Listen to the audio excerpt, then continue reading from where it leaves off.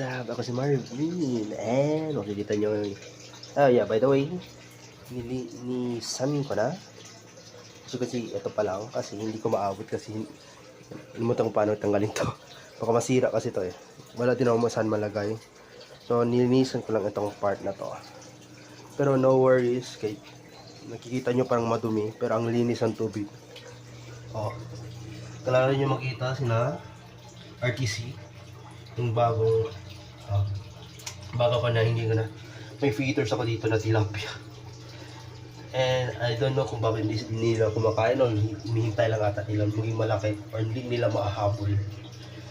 So ito prawn shark tatlo, ito yung malaki sa lahat, ito yung pangalawa, ito yung pangatlo, pero dalawa yan sila, pero ang mas naunang lumaki ito. I think susunod niya ata yung pinakamalaki ko ito. Pero hindi pa yung malaki guys kasi lalaki pa to. Maybe ising laki nitong aquarium I guess. So, tingnan naman natin paano ko dito.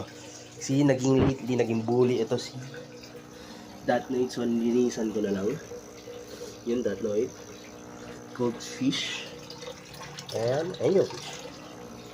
Datnoid to. Ganda mo?